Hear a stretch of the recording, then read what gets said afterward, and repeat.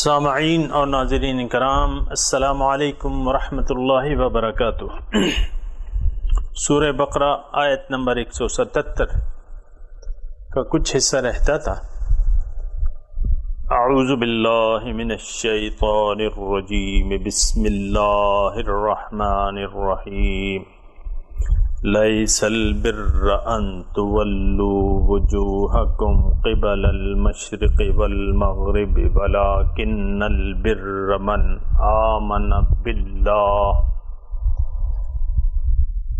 آمن باللہ والیوم الآخر والملائکۃ والکتاب والنبیین وآتى المال على حبه ذوي القربى واليتامى والمساكين وابن السبيل والسائلين وفي الرقاب وأقام الصلاة وآتى الزكاة والموفون بعهدهم إذا عاهدوا والصابرين في البأساء والضراء وحين البأس اولئک الذین صدقوا واولئک هم المتقون۔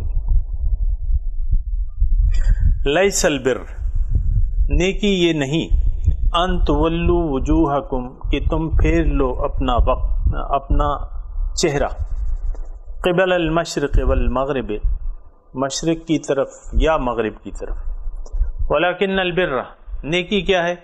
نیکی، حقیقی نیکی یہ ہے کہ تم جو ایمان لے آئے اللہ پر اور یوم آخرت پر اور ملائکوں پر اور کتاب پر اور نبیین پر، وآت المال علی حبہ، اور دیا اس نے مال باوجود مال کی محبت کے یا اللہ کی محبت کی وجہ سے، ذوی القربہ، رشتہ داروں کو، والیتامى والمساکین، یتیموں کو، مسکینوں کو، مسافروں کو، حاجت مندوں کو، وفی الرقاب، اور غلام آزاد کرنے میں اپنا مال خرچ کیا، وأقام الصلاة، اس نے نماز بھی قائم کی، زکوٰۃ بھی دی، اور یہ لوگ موفون بعہدہم اذا عاہدوا، جب وعدہ کر لیتے ہیں اس کو پورا کرتے ہیں، والصابرین فی البأساء والضراء وحین البأس،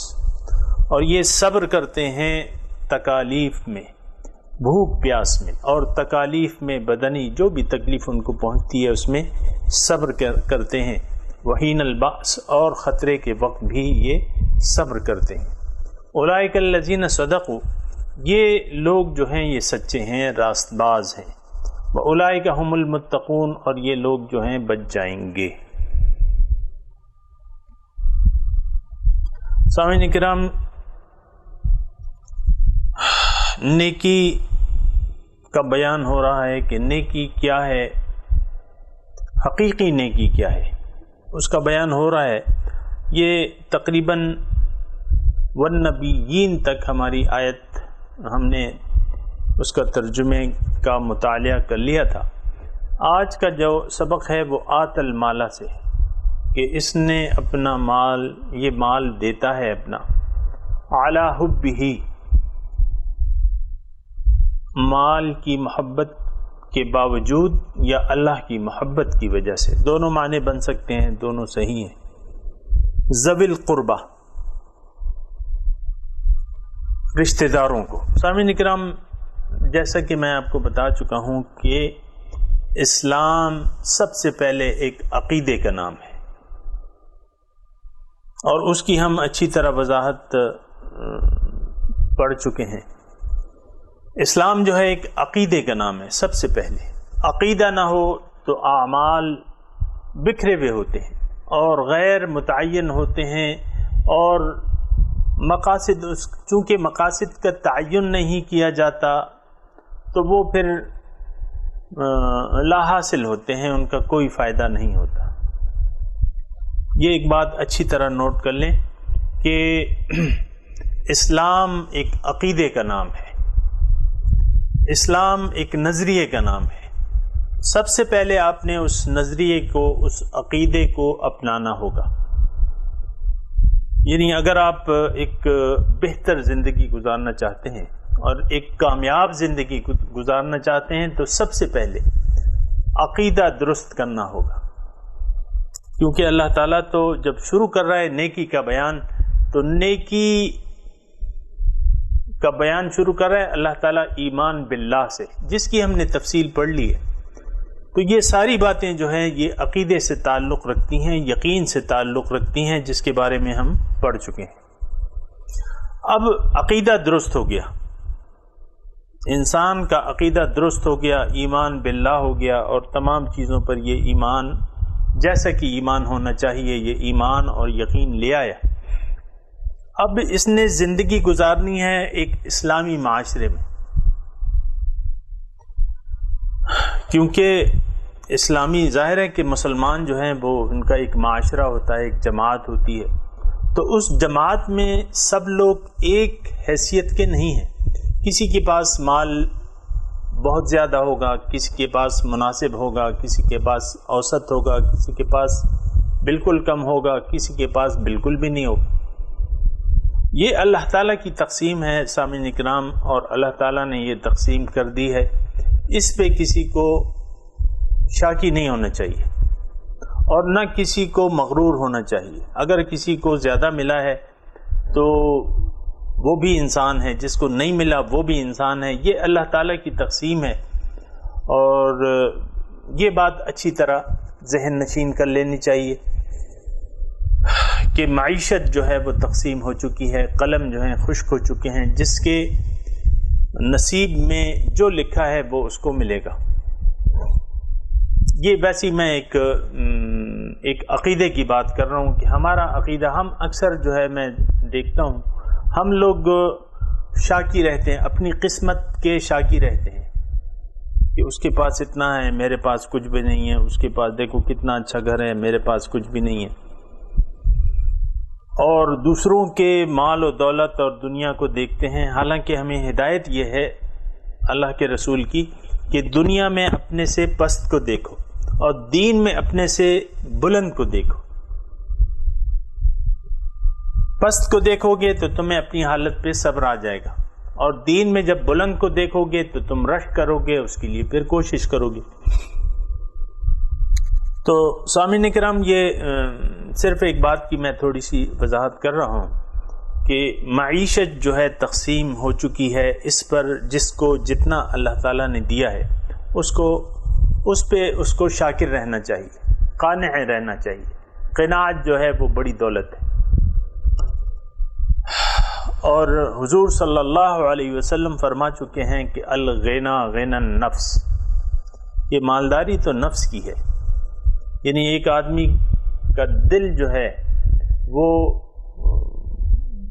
غنی ہو تو پھر اسے کوئی پرواہ نہیں ہوتی کہ میرے پاس کچھ ہے نہیں ہے، روپے ٹکے ہیں، دل غنی ہونا چاہیے۔ اور جو بہت سا مال رکھ کے بھی، بہت سے آپ نے دیکھے ہوں گے کہ بہت سا مال ہوتا ہے لیکن پھر بھی وہ پیسے کی جمع کرنے میں لگے رہتے ہیں۔ تو ایک بات جو ہے ضمنی طور پہ جو میں کہہ رہا ہوں وہ یہ ہے کہ اللہ تعالیٰ نے آپ کو جس مقام پر پیدا کیا ہے، یعنی جو حیثیت معاشرے میں آپ کو دی ہے، خواہ آپ امیر ہیں، امیروں کا تو خیر میں تذکرہ نہیں کر رہا، لیکن جس کے پاس مال نہیں ہے تو ان کو صبر اور شکر سے کام لینا چاہیے، کیونکہ دنیا ہماری منزل نہیں ہے، ہماری منزل جو ہے وہ آخرت ہے، ہم نے آخرت کے لیے جینا ہے، اور دنیا تو گزر جانے والی ہے۔ حضور صلی اللہ علیہ وسلم کی ایک بات مجھے یاد آ گئی، حضور فرماتے ہیں کہ میری مثال تو ایک سوار کی سی ہے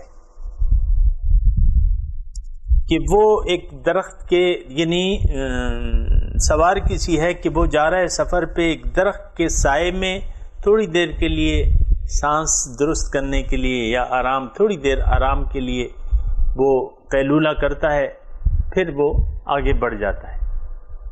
تو سامعین اکرام، ہم نے تو اس دنیا کو اپنا گھر سمجھ لیا ہے، اور زیادہ سے زیادہ ہم چاہتے ہیں کہ اس دنیا کو جمع کر لیں اپنے لیے، اپنے بچوں کے لیے، اپنے خاندان کے لیے۔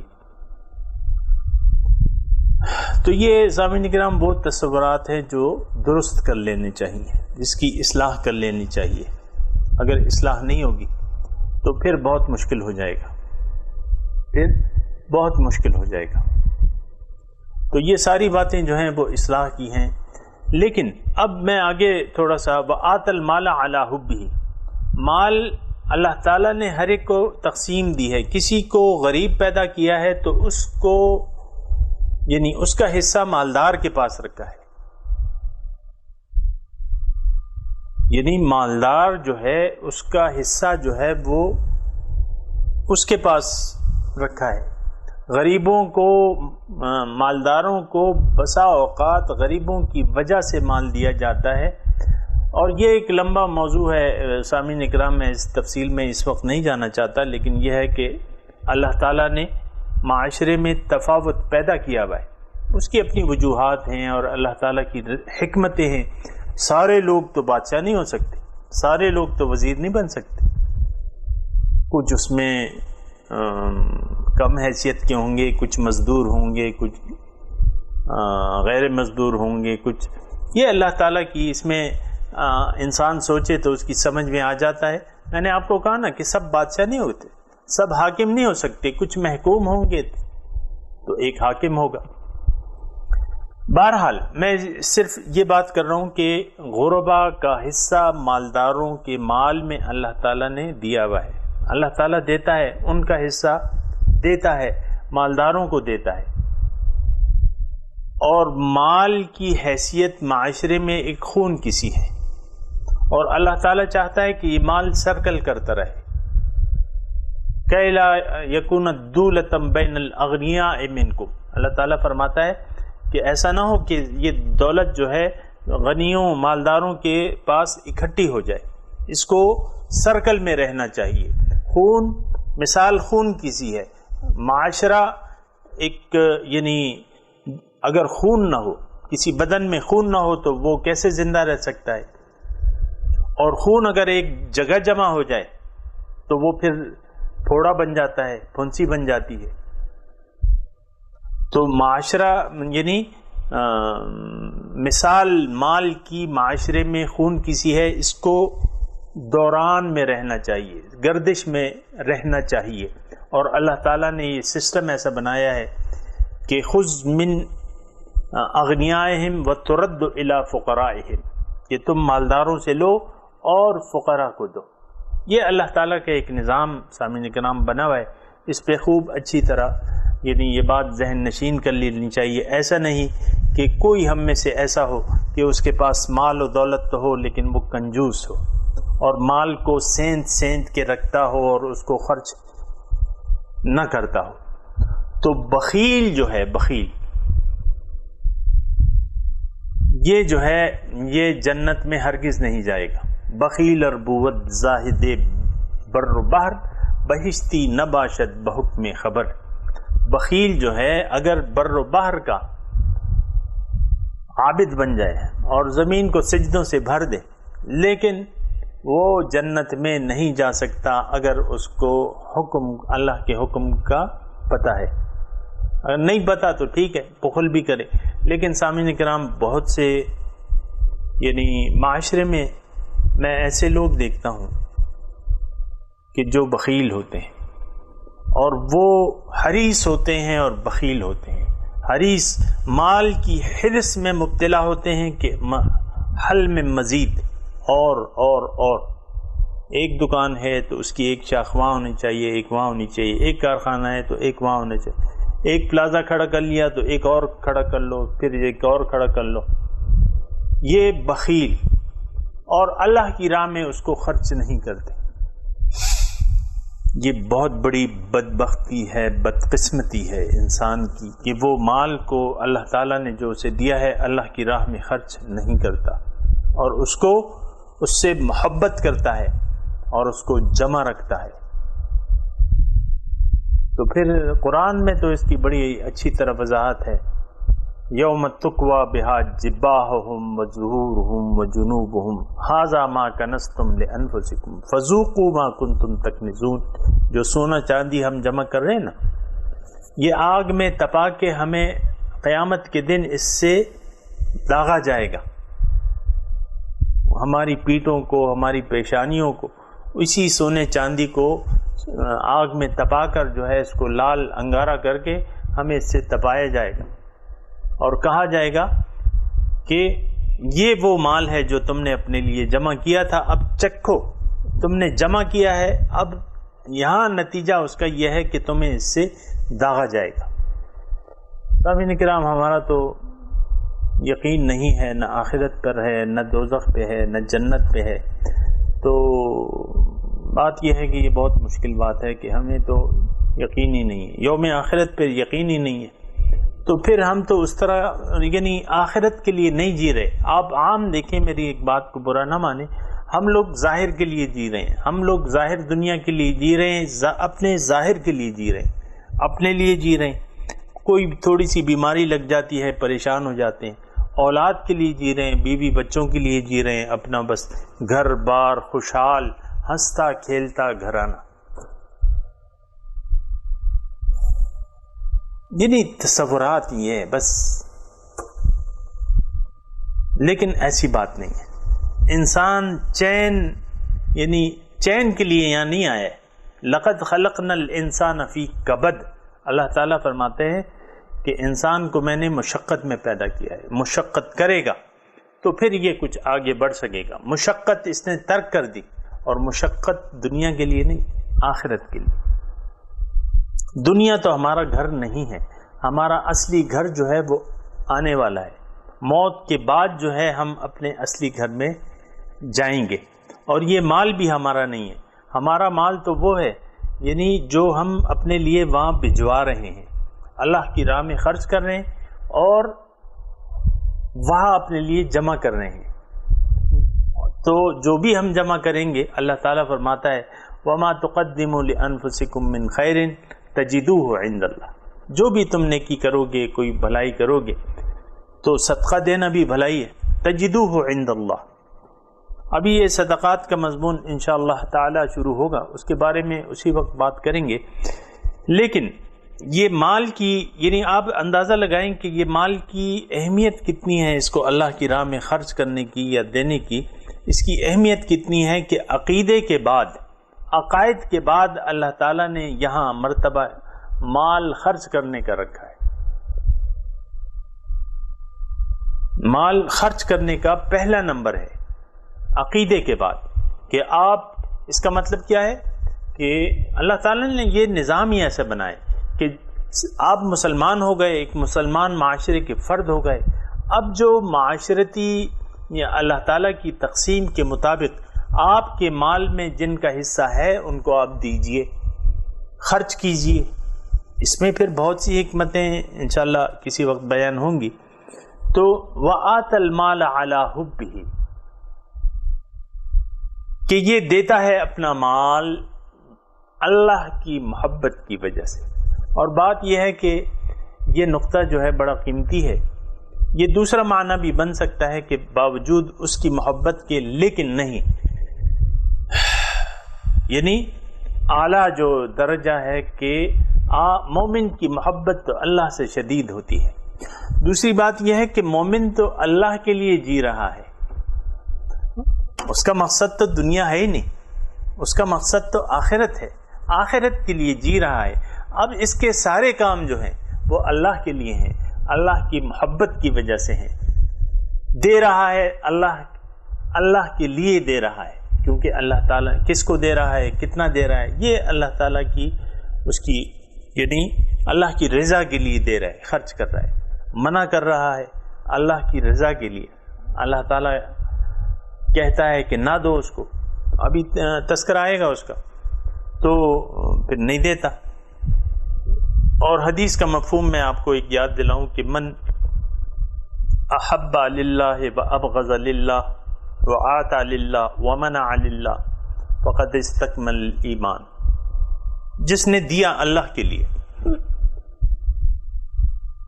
سامعین کرام، اس حدیث میں 4 چیزوں کا تذکرہ ہے، محبت کا اور عطا کا، مال محبت کا 4 چیزوں کا، محبت کا، نفرت کا، عطا کا اور نہ خرچ کرنے کا، 4 چیزوں کا تذکرہ ہے۔ یہ 4 کام اگر آپ نے اللہ کی وجہ سے کیے تو آپ کا ایمان کی تکمیل ہو جاتی ہے۔ اگر یہ سارے کام جو ہیں آپ اللہ کی محبت کی وجہ سے کر رہے ہیں، من احب للہ، جس نے محبت کی اللہ کے واسطے، وابغض للہ، اور نفرت کی، بغض رکھا اللہ کے واسطے، یہ اللہ کا دشمن ہے۔ میں نے اسے نہیں بولنا، یہ اللہ کے دین کا دشمن ہے، یہ اللہ تعالیٰ کے احکامات کا استہزاء اڑاتے ہیں یہ لوگ، میں نے ان سے تعلق نہیں رکھنا۔ وَأَبْغَضَ لِلَّهِ وَأَعْطَى لِلَّهِ، اور دیا اللہ کی راہ میں اللہ کی وجہ سے، اللہ کی محبت، اللہ کی وجہ سے، اللہ کی رضا کے لیے۔ وَمَنَعَ لِلَّهِ، اور منع کیا، نہیں دیا، بھی اس کا تذکرہ آئے گا، اللہ کی وجہ سے، اللہ تعالیٰ کہہ رہے ہیں مت دو، نہ دیا اللہ کی وجہ سے۔ فقد استکمل الایمان، یہ 4 کام جس نے کر لیے، سامعین کرام ایک بہت تھوڑے سے وقت میں آپ کو میں نے ایک بہت قیمتی حدیث بیان کی ہے۔ 4 کام آپ اللہ کی وجہ سے اگر آپ نے کرنے شروع کر دیے، آپ کا ایمان، آپ کے ایمان کی تکمیل ہو گئی۔ فقد استکمل الایمان، اس کا ایمان کامل ہو گیا، اس نے اپنے ایمان کو کامل کر لیا۔ تو علی حبہ، اللہ کی وجہ سے اس نے مال دیا۔ کس کو دیا؟ ذوی القربہ، قرابت داروں کو، رشتہ داروں کو۔ بعض قرابت دار ہم معاشرے میں جو دیکھتے ہیں، بعض بھائیوں میں آپس میں انبن ہو جاتی ہے، بعض خفا ہو جاتے ہیں، رشتہ دار خفا ہو جاتے ہیں، آپ کے نہ گھر آتے ہیں، نہ آپ سے میل جول رکھتے ہیں، نہ آپ کی غمی شادی میں شریک ہوتے ہیں۔ رشتہ دار اگر ناراض ہو اور پھر بھی آپ اسے دے رہے ہیں تو اس کا ثواب بہت زیادہ ہے۔ یعنی ایک رشتہ دار جو آپ سے ناراض ہے، آپ سے بغض رکھتا ہے، آپ سے نہیں بولتا، بول چال نہیں رکھتا، آپ اس پہ خرچ کر رہے ہیں، دے رہے ہیں، اس کا درجہ زیادہ ہے، حدیث کا مفہوم ہے۔ ذوی القربہ، مال کی جو خرچ کی ابتدا ہے وہ گھر سے ہونی چاہیے۔ سب سے پہلے تو آپ کے جو آپ اپنی ذات ہے اور پھر آپ کے گھر والے ہیں سب سے پہلے، اس کے بعد اگر آپ نے خرچ کرنا ہے گھر سے باہر تو جو رشتہ دار ہیں وہ غریب ہیں یا امیر ہیں، حاجت مند ہیں یا غیر حاجت مند ہیں، یا اس کی تخصیص نہیں ہے، لیکن اللہ تعالیٰ رشتوں کو جوڑنے کا حکم دیتا ہے، رشتوں کو جوڑنے کا، توڑنے کا حکم نہیں دیتا، رشتوں کو جوڑنے کا ہو تو اب رشتے کیسے مضبوط ہوں گے، محبت کیسے زیادہ ہوگی، تحفے، تحائف، لین دین، اس کے ذریعے جو ہے محبت مضبوط ہوتی ہے۔ تو ذوی القربہ جو ہے اس کا پہلا درجہ ہے، یعنی خرچ کرنے میں آپ نے ابتدا کرنی ہے رشتہ داروں سے۔ پتہ چلا رشتہ دار بھوکے بیٹھے ہیں اور یہ صاحبان جو ہیں وہ اس نے خیرات لگائی ہوئی ہے، لنگر خانہ کھولا ہوا ہے، رشتہ دار بھوکے ہیں، ان کو وہ حاجت مند بھی ہیں، بھوکے بھی ہیں، انہوں نے جناب ایک لنگر خانہ کھولا ہوا ہے، مثال کے طور پہ میں عرض کر رہا ہوں، یا اور کہیں خرچ کر رہا ہے اللہ کی راہ میں، کچھ اور خرچ کر رہا ہے، نہیں، جو دیکھیں کیٹیگری ہے، جو درجہ بندی ہے آپ یعنی اللہ تعالیٰ کی طرف سے، وہ یہ ہے کہ پہلے آپ کے صدقات کے مستحق آپ کے اپنے رشتہ دار ہیں، رشتہ داروں پر خرچ کریں، مال ہے آپ کی ضرورت سے زیادہ ہے، آپ خرچ کریں، اللہ کی راہ میں خرچ کریں، اللہ کی وجہ، اللہ کی محبت کی وجہ سے خرچ کریں، کس پہ؟ ذوی القربہ والیتامى۔ اس کے بعد جو ہے یتیم، جو یعنی ایسے بچے جن کے والد نہیں ہیں، یتیم ہیں اور ان کے ضرورت مند بھی ہیں، ان کے اور کوئی پرورش کرنے والے بھی نہیں ہیں، تو یتیم جو ہیں یہ پھر آپ کے صدقات کے مستحق ہیں، یتیم لوگ۔ پھر مساکین ہیں، مساکین مطلب وہ فیملیاں، وہ لوگ جو کما تو رہے ہیں لیکن ان کی ضروریات اس سے نہیں پوری ہوتی، یہ مساکین کے زمرے میں آتے ہیں. یعنی خرچ ان کا مثال کے طور پہ 500 روپے روز کا ہے، کما رہے ہیں وہ 200 روپے روز یا 250 روپے روز یا 400 روپے روز. تو آپ کو پتہ ہونا چاہیے کہ ان کی یعنی آمدن کتنی ہے، اور ان کے گھر کے اخراجات تو ہر ایک کو معلوم ہوتے ہیں. تو مساکین، حاجت مند، جو لوگ حاجت مند ہیں، کما رہے ہیں لیکن حاجت مند ہیں، پھر بھی ان کی پورا نہیں ہوتا، آپ نے ان کو اپنا مال دینا ہے. وابن السبیل، مسافروں کو. مسافر یعنی پہلے تو آج کل تو سفر تھوڑا سا سہل ہو گیا ہے، لیکن پہلے آپ دیکھیں کہ مسافتیں زیادہ ہوتی تھی، کہیں پیدل سفر، کہیں گھوڑے پہ سفر، اور ابھی یعنی آپ دیکھیں کہ سفر پہ یعنی سمندری سفر ہوتا تھا یا اس طرح نا. تو پھر مسافر بعض وقت یہ ہوتا ہے کہ پریشان ہو جاتا ہے، اس کے پاس جو جمع پونجی ہوتی ہے وہ خرچ ہو جاتی ہے. تو مسافر کا آپ نے خیال رکھنا ہے اور اس کو صدقات دینے ہیں، اس پہ مال خرچ کرنا ہے. اگر وہ ضرورت مند ہے مسافر تو اس پر آپ نے خرچ کرنا ہے. ابن سبیل کا مطلب راستے کا بیٹا، مطلب یہ ہے کہ جب مسافر ہوتا ہے راستے میں کہیں سفر پہ گیا ہوتا ہے تو اس وقت تو اس کے ماں باپ ساتھ نہیں ہوتے، وہ تو راستے کا بیٹا ہوتا ہے، یعنی اس کا راستہ ہی بس اصل ہے، وہ مسافر ہے. تو چونکہ اس کے اسباب و ذرائع اپنے وطن میں ہیں، اس وقت وہ مسافر ہے اور ضرورت مند ہے، تو اس کی پھر مدد کرنی چاہیے.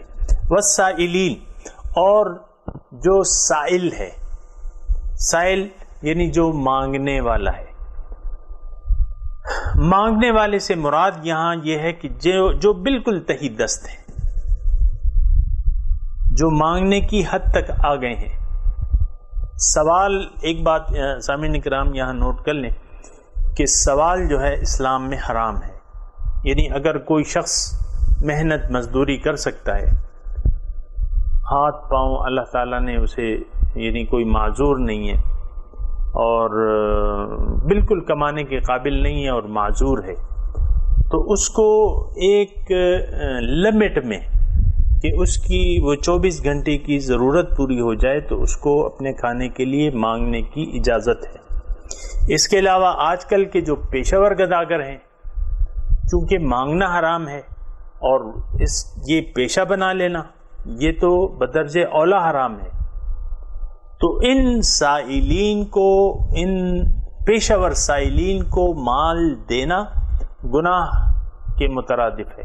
کیونکہ اللہ تعالیٰ ہمیں فرماتا ہے کہ وَتَعَاوَنُوا عَلَى الْبِرِّ وَالتَّقْوَى وَلَا تَعَاوَنُوا عَلَى الْإِثْمِ وَالْعُدْوَانِ، کہ تم دیکھو، تم نیکی کے بر والتقوی، نیکی اور تقوی کے کاموں میں ایک دوسرے کی مدد کیا کرو، تعاون کیا کرو، لیکن وَلَا تَعَاوَنُوا بِالْإِثْمِ وَالْعُدْوَانِ، جو گناہ کے کام ہیں یا جو زیادتی کے کام ہیں اس میں ایک دوسرے سے تعاون مت کرو. تو سامعین اکرام، یہ بہت آسان بات ہے سمجھنے کے لیے کہ بھیک مانگنا جو ہے پیشہ، اس کو پیشہ بنا لینا ایک صحیح سالم آدمی کو، وہ حرام کام کر رہا ہے. اگر آپ اس کو کچھ دے رہے ہیں تو یہ اس میں آپ کا کوئی ثواب نہیں ہے، بلکہ آپ الٹے اس کے گناہ میں اس سے تعاون کر رہے ہیں، اس کو مزید عادت ڈال رہے ہیں. تو یہ ایک بات جو ہے یہ آپ نوٹ کر لیں، اور یہ بہت سمجھنے کے لیے آسان ہے. میں نے آپ کو بتا دیا کہ مستحسن بات نہیں ہے کسی سے خیرات طلب کرنا، حاجت، یعنی الا یہ کہ اس کی کچھ حدود ہیں، شرائط ہیں، وہ میں نے آپ کو بتا دی. لیکن مانگنے کو پیشہ بنا لینا، پیشہ ور بھکاری یا اور مزدوری کا کام چھوڑ کے اور کام نہ کریں. بہت سے آپ کو ایسے لوگ مل جائیں گے بازار میں کہ وہ اچھے خاصے ہیں، ہٹے کٹے ہیں، پھر بھی وہ بھیک مانگ رہے ہیں اور وہ پیشہ بنا لیا ہے اس نے. تو ان کو دینا، آپ کے میں نوٹس میں لا رہا ہوں، ان کو دینا گناہ ہے. ایسے سائل کو دینا، اس کے گناہ میں تعاون کرنا ہے. اللہ تعالیٰ کا حکم ہے ولا تعاونوا بالاسم والعدوان، گناہ کے کاموں میں اور زیادتی کے کاموں میں ایک دوسرے سے تعاون نہ کرو۔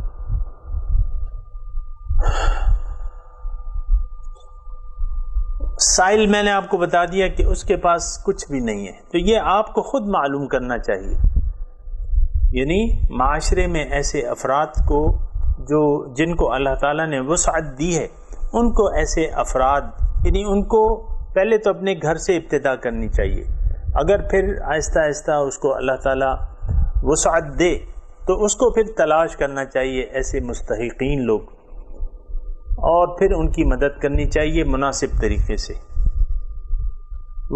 وفر رقاب، اور گردن چھڑانے کے لیے یہ مال خرچ کرتے ہیں۔ پہلے آپ کو پتہ ہے کہ جب قرآن کا نزول ہو رہا تھا اس زمانے میں غلامی کا دور تھا، دور غلامی تھا، انسان جو ہے بکتے تھے، لیکن اسلام نے، اللہ تعالیٰ نے اس کی حوصلہ شکنی کی ہے، اور بہت سی گناہوں کا کفارہ جو ہے وہ غلام کو آزاد کرنا کہا ہے کہ آپ غلام آزاد کریں، اور ثواب بھی اس کا بتایا گیا ہے۔ اللہ تعالیٰ پسند نہیں کرتا کہ اس کے علاوہ کوئی کسی کا غلام ہو۔ اللہ تعالیٰ کی غلامی کے علاوہ اللہ کو کسی اور کی غلامی پسند نہیں ہے، تو وہ روایت، اللہ کا فضل ہے کہ وہ روایت ختم ہو چکی ہے کہ جب انسان بکا کرتے تھے۔ اور تو رقاب مطلب گردن چھڑانے میں، پہلے ایسا ہوتا تھا، مکاتب اسے کوئی کہتے ہیں، مکاتبت کر لیتے تھے غلام اپنے مالک سے کہ میں آپ کو اتنے پیسے دوں گا، آپ مجھے آزاد کر دیں۔ مالک کا اگر وعدہ آتا تھا تو وہ طے ہو جاتی تھی بات، تو وہ آہستہ آہستہ، تو ایسے اگر غلام ہیں مثال کے طور پہ، تو ان کا وہ ادا جو ان کا ہوتا حق مکاتب کا، تو وہ دے دیتے، ان کو چھڑا لیتے۔ بہت سے غلام، یعنی آپ دیکھیں ہمارے سامنے بہت سی مثالیں ہیں، حضرت ابوبکر صدیق کی، حضرت عثمان کی۔ تو وفر رقاب، آج کے زمانے میں رقاب ہو سکتا ہے، یعنی گردن کسی کے اوپر جو ہے قرض کا ایک بوجھ ہو، اور وہ اس کو ادا کرنے کی طاقت نہ رکھتا ہو، اور وہ زیر بار ہو چکا ہو اس قرض کی وجہ سے، تو اس کا قرض آپ کو ادا کرنا چاہیے۔ اگر اللہ تعالیٰ نے آپ کو وسعت دی ہے تو آپ وہ قرض اس کا سارے کا سارا ادا کر کے اس کی گردن کو چھڑا دیں۔ وفر رقاب واقام الصلاۃ۔ اب سامعین کرام، یہ مال کی، یعنی آپ کے دل میں نرمی آ گئی، معاشرے میں خون جو ہے وہ گردش کرنے لگا، اور پیسہ جو ہے وہ گردش کرنے لگا، مالدار جو ہیں اپنا مال صدقات میں دینے لگے۔ اب آگے کا کیا پروگرام ہے، آگے جو زندگی کے معاملات ہیں، تو اس میں یعنی وہ بھی اللہ تعالیٰ کی یاد میں گزارنے چاہیے، اللہ تعالیٰ کی رضا کے لیے سارے کام کرنے چاہیے، زندگی جو ہے اللہ کے لیے گزارنی چاہیے۔ اور اس سلسلے میں ضرورت پڑتی ہے انسان کو اللہ تعالیٰ سے کنیکٹ رہنے کی، یعنی ایک رابطے کی ضرورت رکھتی ہے کہ تو اللہ تعالیٰ نے ہم پہ اپنی رحمتیں، خصوصی رحمت فرمائی ہے، اور ہمیں 5 وقت کا موقع دیا ہے کہ تم 5 وقت آ کے مجھ سے کنیکٹ ہو جایا کرو اور مجھے یاد کر لیا کرو۔ وَأَقِمِ الصَّلَاةَ لِذِكْرِي، میری یاد کے لیے تم نماز قائم رکھو۔ نماز کے پھر جو وقتاً فوقتاً مضامین آتے رہتے ہیں، لیکن نماز کی پابندی تمام حقوق کے ساتھ، اقامت الصلاۃ، یعنی نماز کا قائم کرنا تمام حقوق کے ساتھ۔ اس کے بارے میں آپ کو بات کر چکا ہوں کہ نماز تمام حقوق، یعنی آپ کی جو حقوق ہیں نماز کے، سب سے پہلے آپ دیکھیں کہ آپ کا 5 وقت اگر آپ نماز پڑھ رہے ہیں، سب سے پہلے آپ کا بدن پاک ہونا چاہیے، اس کے بعد آپ کی نماز کی ایک جگہ متعین ہونی چاہیے، باجماعت نماز، ایک مرکز ہونا چاہیے آپ کا وہاں امام ہونا چاہیے۔ پھر یہ ساری جو شرائط ہیں یعنی بدن پاک ہو، جگہ پاک ہو، مسجد میں باجماعت نماز ہو، مردوں کے لیے میں کہہ رہا ہوں، اور باجماعت نماز پھر آپ جب پڑھیں تو پورے حضور قلب کے ساتھ، کیونکہ لا صلاۃ الا بحضور القلب، جب تک آپ کا حضور قلب برابر نہیں ہے اور آپ صرف ایک رسم پوری کر رہے ہیں، جلدی جلدی اٹھک بیٹھک کر کے آپ نے اپنی جان چھڑا لی، چلو۔ تو سامعین اکرام یہ بات بھی ہے کہ ہم نماز کو بسا اوقات جو ہیں بعض نمازی جو ہیں وہ بوجھ سمجھتے ہیں، ابھی تو میری 3 نمازیں رہتی ہیں، بعض وقت وہ نمازیں قضا کر دیتے ہیں اور وہ پھر شام کو کہتے ہیں ابھی میں نے 3 نمازیں نہیں پڑھی ہیں، 3 نمازیں رہتی ہیں، 2 نمازیں رہتی ہیں، پھر وہ اکٹھے کر کے سارے جلدی ٹک ٹک ٹک اور نماز ادا کرتے ہیں۔ یہ اقامت صلاۃ نہیں ہے۔ نماز اپنے وقت پہ پوری شرائط کے ساتھ، حقوق کے ساتھ، اس کو کہتے ہیں اقامت صلاۃ، نماز قائم کرو، یعنی جب بھی مؤذن جو ہے وہ اذان دے اور بلاوا آ جائے تو آپ کو اپنے وقت پہ مسجد جانا چاہیے اور وہاں پہ آپ کو نماز پڑھنی چاہیے۔ دوسرا یہ ہے کہ وآت الزکوٰۃ، زکوٰۃ یعنی نیکی کیا ہے کہ آپ نے زکوٰۃ بھی دینی ہے، سال میں جو ہے ایک مرتبہ آپ نے اپنے مال کا تزکیہ کرنا ہے، اس کی صفائی کرنی ہے۔ اس سے پہلے صدقات کا ذکر سامعین کرام گزر چکا ہے، صدقات، لیکن یہ زکوٰۃ ہے اور زکوٰۃ جو ہے وہ فرض ہے، اللہ تعالیٰ کی طرف سے مسلمانوں پر، صاحب نصاب پر زکوٰۃ فرض کر دی گئی ہے۔ وآت الزکوٰۃ یعنی یہ نماز اور زکوٰۃ اس کے پابند ہوں گے۔ دوسرا والموفون بعہدہم اذا عاہدوا، وہ پورا کرنے والے ہیں اپنے وعدوں کو جب وہ وعدہ کریں، اور وعدہ سامعین اکرام اللہ تعالیٰ سے ہم نے وعدے کیے ہوئے، ہم تو اس کو وعدوں میں نہیں گردانتے اور سمجھتے، لیکن یہ غلطی کی بات ہے۔ سب سے پہلے تو ہمارا وعدہ ہے اللہ تعالیٰ سے۔ ایک وعدہ جو ہے سامعین اکرام ہمارا ہے عہد الست جسے کہتے ہیں، یعنی اللہ کے ساتھ ہم نے وعدہ کیا ہوا ہے اور اللہ تعالیٰ نے ہم سے وعدہ لیا تھا اور ہم نے شہادت دی تھی، الست بربکم قالوا بلا، کیا میں تمہارا رب نہیں ہوں؟ تو انہوں نے کہا تھا کہ ہاں اے اللہ تعالیٰ آپ ہمارے رب ہیں، قالوا بلا۔ تو والموفون بعہدہم اذا عاہدوا، کہ جب وہ وعدہ کر لیں تو وعدے کو، تو سب سے پہلے آپ کو میں یہ عرض کروں کہ جو وعدہ ہم نے کیا ہے اپنے رسول سے اور یا اپنے اللہ سے، ایک ہی بات ہے۔ کلمہ شہادت جو ہم نے پڑھا ہے یہ ایک زبردست مضبوط وعدہ ہے، اشہد ان لا الہ الا اللہ واشہد ان محمد عبدہ ورسولہ، میں گواہی دیتا ہوں کہ اللہ کے سوا کوئی الہ نہیں ہے اور محمد صلی اللہ علیہ وسلم اس کے رسول ہیں، اللہ کی اطاعت حضور کے طریقے سے میں نے کرنی ہے۔ یہ ایک وعدہ ہے، ایک پورا کمٹمنٹ ہے آپ کا۔ تو نیکی اگر یعنی جو لوگ نیکی کو پانا چاہتے ہیں انہیں یہ اپنے وعدے نبھانا ہوں گے۔ والموفون بعہدہم اذا عاہدوا، اس سے ہم وہ وعدہ اسلام جو ہے وہ باہر نہیں کر سکتے کہ اس میں وہ وعدہ شامل نہیں ہے، نہیں، وہ شامل ہے اس میں، سب سے پہلے وہ وعدہ ہے اور وہ وعدہ آپ کو یاد رکھنا ہے اور اس کا ایفا کرنا ہے۔ آج جس معاشرے میں میں اور آپ رہ رہے ہیں اس میں اس وعدے کا کوئی پاس نہیں کیا جاتا، سامعین کرام اس کو وعدہ سمجھا ہی نہیں جاتا، اس کو وعدہ سمجھا ہی نہیں جاتا۔ آپ دیکھیں لوگ کلمہ پڑھ رہے ہیں، کلمہ پڑھتے ہیں اور پھر جو ہے وہ یعنی ایک تو یہ ہے کہ وہ وعدہ اس کو سمجھتے نہیں، لیکن وعدہ تو ہے، لیکن وعدہ ہے، وعدہ ہم کرتے ہیں پھر وعدہ خلافی بھی کرتے ہیں۔ وعدہ کرتے ہیں کہ اے اللہ آپ کے سوا ہم کسی کا حکم نہیں مانیں گے، لیکن پھر نفس کا کہنا بھی مان لیتے ہیں، پھر معاشرے کے رسم و رواج پہ بھی چل لیتے ہیں۔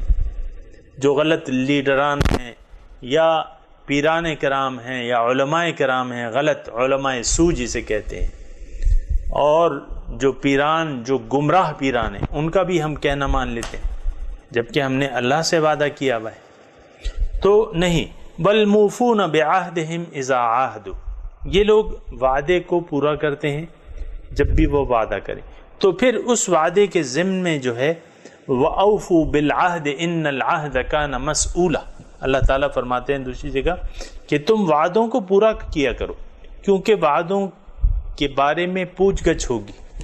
وعدہ کر کے وعدہ نبھانا یہ یعنی نیکی کرنے والوں کا یا مسلمانوں کا ایک وتیرہ ہے جو وعدہ کر لیتے ہیں۔ تو وعدہ اگر اللہ تعالیٰ سے ہم نے کیا ہوا ہے یا انسان سے اگر ہم کوئی بحیثیت مسلمان وعدہ کرتے ہیں یا بحیثیت مسلمان حکمران، بعض وقت یعنی معاشرتی زندگی ہے نا، بعض وقت ہم دیگر اقوام سے معاہدہ کر لیتے ہیں اور یعنی اپنے یار دوستوں سے ملنے جلنے والوں سے نوبت آتی ہے کہ بھئی میں وعدہ کرتا ہوں یہ کام میں تمہارا کر دوں گا یا جو بھی ہو وعدہ، تو وعدہ پورا کرنے کی تاکید اللہ تعالیٰ نے ہمیں کی ہے اور یہ ایمان کی نشانی بتائی ہے اور یہ ایک نیکی کا کام ہے کہ آپ وعدے کو پورا کریں، اور یہ لازمی ہے کہ آپ نے وعدے کو پورا کرنا ہے۔ جو جائز وعدے آپ نے کیے ہیں، اول تو وہ وعدہ کریں نہیں جو آپ پورا نہ کر سکیں، لیکن جو وعدہ آپ کر لیں اور جو پورا کر سکتے ہیں، اول تو میں نے آپ کو کہا نا کہ وہ وعدہ کرنا نہیں چاہیے جو آپ پورا نہ کر سکیں، خوب سوچ سمجھ کے وعدہ کریں اور پھر اس کی پاسداری کریں، اس کی وفا کریں، کیونکہ حضور صلی اللہ علیہ وسلم فرماتے ہیں کہ لا ایمان لمن لا عہد لہ، کہ اس شخص کا ایمان نہیں ہے جس کا جو وعدے کی وفا نہیں کرتا، جو وعدے کا پاس نہیں کرتا۔ لا ایمان لمن لا عہد لہ، لا ایمان، کوئی ایمان ہی نہیں ہے اس کا جو وعدے کی کو ایفا نہیں کرتا۔ تو اب سامعین اکرام، میں نے آپ کو کہا کہ سب سے پہلے تو ہم نے اللہ تعالیٰ سے وعدہ کیا ہے، تو اس کی بھی وفا کرنی بہت ضروری ہے، نہیں ہے تو پھر ایمان نہیں ہے۔ اس کے بعد جو ہے سامعین اکرام والصابرین فی البأساء، یہ تمام یعنی عقیدہ آپ کا درست ہو گیا۔ یہ دیکھیں، نیکی اگر آپ حاصل کرنا چاہتے ہیں تو سب سے پہلے عقائد ہیں، پھر اس کے بعد آپ کو نرم دل ہونا چاہیے اور فیاض ہونا چاہیے، آپ کو بخیل نہیں ہونا چاہیے۔ اس کے بعد جو ہے آپ نے نماز اور زکوٰۃ کا نظام قائم کرنا ہے۔ اگر آپ صاحب نصاب ہیں تو آپ خوشی سے آپ نے زکوٰۃ دینی ہے، اور نماز تو آپ کو پتہ ہے کہ ہر بالغ مسلمان پر فرض ہے۔ اس کے بعد جو ہے سامعین کرام والموفون بعہدہم اذا عاہدوا، کہ جو وعدے انسان کرتا ہے اس کو پورا، اس کی بات ہم نے کر لی۔ والصابرین فی البأساء والضراء، یعنی نیکی کا تذکرہ ہو رہا ہے کہ آپ نیکی کو اگر حاصل کرنا چاہتے ہیں تو ایک صفت آپ میں یہ ہونی چاہیے کہ آپ نے صبر اور استقامت پر جمے رہنا ہے، کسی بھی حالت میں، کسی ناگوار حالت میں اپنے عقیدے سے نہیں ہٹنا، اپنی منزل کو، مقصد کو فراموش نہیں کرنا، اس میں اپنے پائے ثبات میں لغزش نہیں آنے دینا۔ والصابرین، اور صبر کرنے والے، فی البأساء، بھوک اور پیاس۔ نیکی حاصل کرنے والے وہ لوگ ہیں جو صبر کرتے ہیں، اگر بھوک پیاس ان کو پہنچ جائے تو اس پر وہ صبر کرتے ہیں، واویلا نہیں کرتے، فریاد نہیں کرتے۔ فی البأساء، بھوک اور پیاس میں۔ اب یہ آیت گزر بھی چکی ہے، وَلَنَبْلُوَنَّكُمْ بِشَيْءٍ مِّنَ الْخَوْفِ وَالْجُوعِ وَنَقْصٍ مِّنَ الْأَمْوَالِ وَالْأَنفُسِ وَالثَّمَرَاتِ، اس کی میں نے اس وقت تھوڑی سی بات کی تھی اس پہ۔ صبر کرنے والے، یعنی اللہ تعالیٰ جو ہے وہ صبر کرنے والوں کو پسند کرتا ہے، اور اللہ تعالیٰ کی رحمت صبر کرنے والوں کے ساتھ ہوتی ہے۔ تو صبر کرنے والے فی البأساء، بھوک اور پیاس اگر آپ کو یہ بھوک اور پیاس ایسی چیز ہے سامعین اکرام کہ انسان کا عام طور پہ، ہمارے تو اول ایمان ہے ہی نہیں، اور ہیں تو بڑے کمزور ہیں، تو وہ متزلزل ہو جاتے ہیں۔ کوئی بھی باپ اپنے بچوں کو بھوکا نہیں دیکھنا چاہتا، لیکن ایسی بات نہیں ہے۔ بھوک اور پیاس اللہ تعالیٰ کی طرف سے بعض وقت آتی ہے، اسے برداشت کرنا چاہیے اور اپنے عقیدے پر جمے رہنا چاہیے اور ڈٹے رہنا چاہیے۔ وَالضَّرَّاء، کوئی بدنی تکلیف، کوئی بیماری آ گئی، کوئی بھی بدنی تکلیف آ گئی، ایکسیڈنٹ ہو گیا، تو اس پر صبر کرتے ہیں، باویلا نہیں کرتے، فریاد نہیں کرتے، اپنے مقصد پر جمے رہتے ہیں۔ وَحِینَ الْبَأْسِ، اگر دشمن سے دو بدو مقابلہ ہو جائے، خطرہ ہو، دشمن آ گیا سر پہ، اس سے مقابلہ کرنا ہے، اس وقت آپ نے جمے رہنا ہے، ڈٹے رہنا ہے۔ اولئک الذین صدقوا، یہ وہ لوگ ہیں جو سچے ہیں۔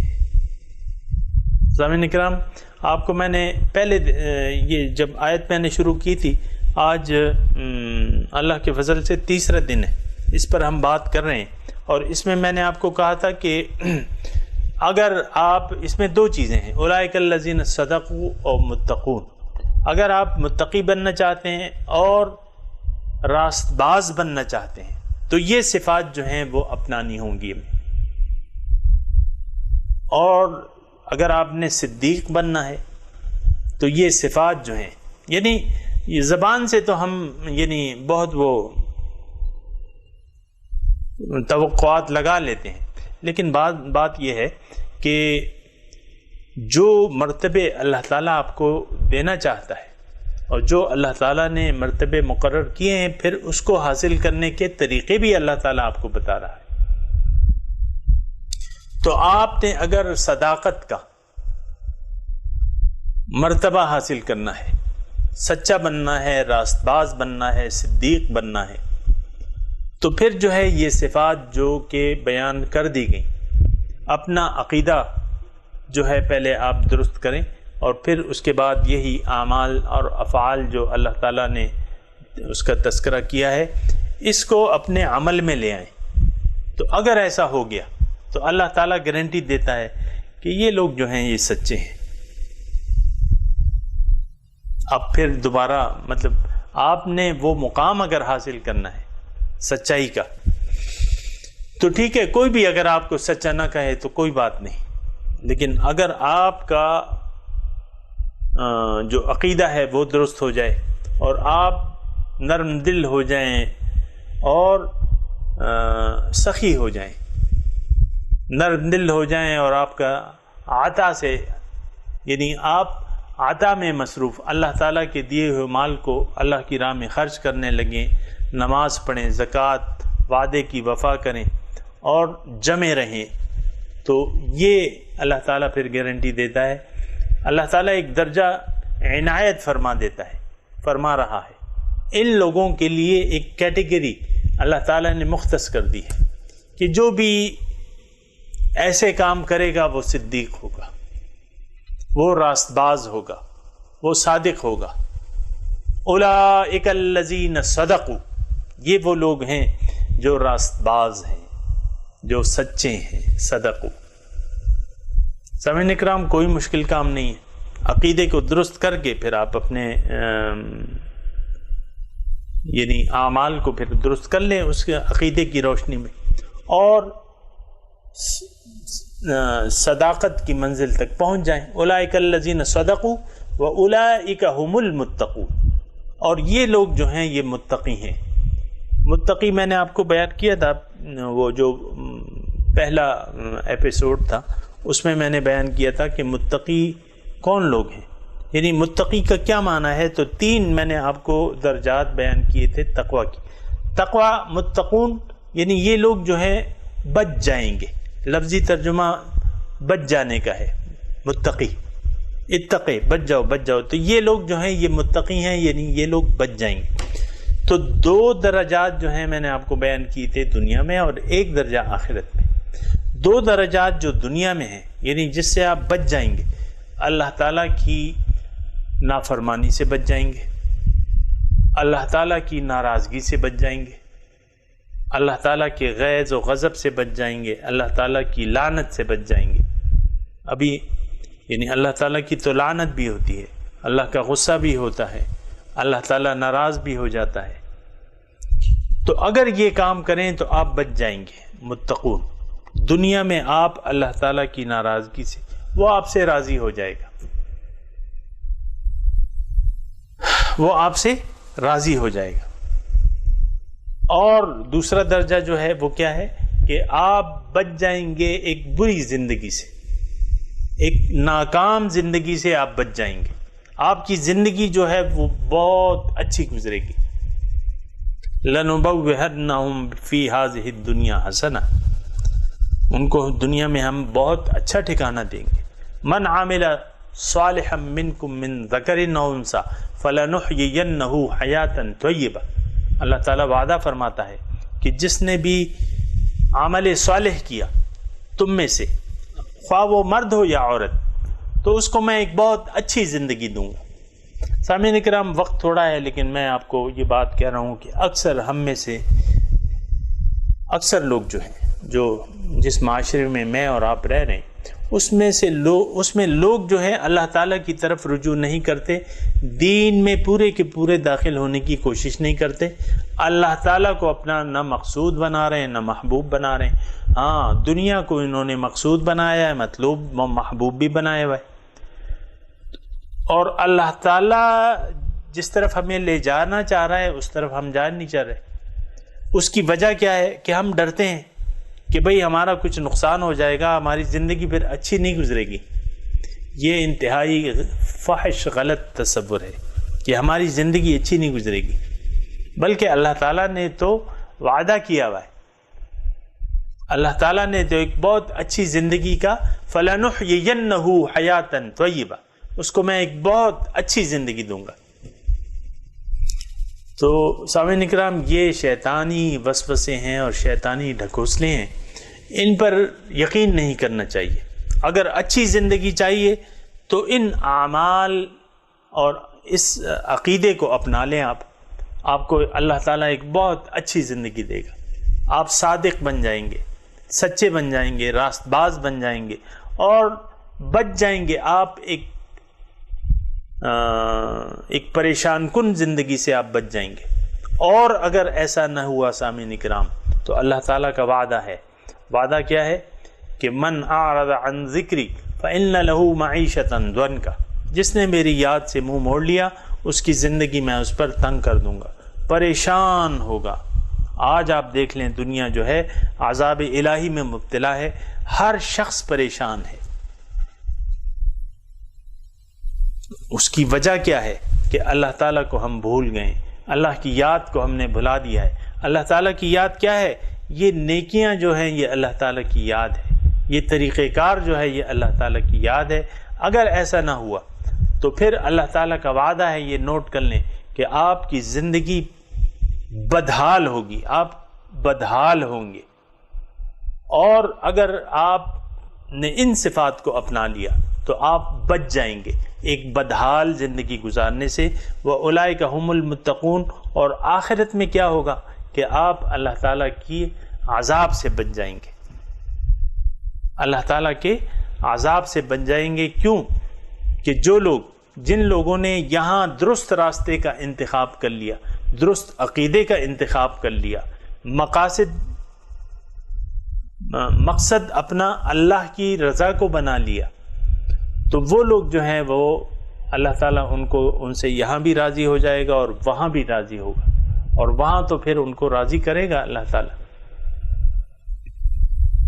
لیکن وہاں جو ہے اولئک ھم المتقون، تو تین کیٹیگریاں سامعین اکرام میں نے بتا دی کہ دنیا میں آپ اللہ کے غیظ و غضب، اس کی ناراضگی، اس کی لعنت، اس کے غضب سے بچ جائیں گے، ایک بدحال زندگی سے آپ بچ جائیں گے، زندگی خوشحال ہو جائے گی۔ قیامت کے دن اللہ تعالیٰ کی ناراضگی سے بچ جائیں گے، اس کی تیار کی ہوئی دوزخ سے بچ جائیں گے۔ تو یہ کچھ کم کامیابیاں ہیں۔ اور کام کیا کرنا ہے؟ کام تو کچھ بھی نہیں ہے اس میں کیا ہے؟ اس میں تو آپ دیکھیں، سوچیں اس پہ ذرا کہ کون سا کام مشکل ہے۔ وآخر دعوانا ان الحمد للہ رب العالمین۔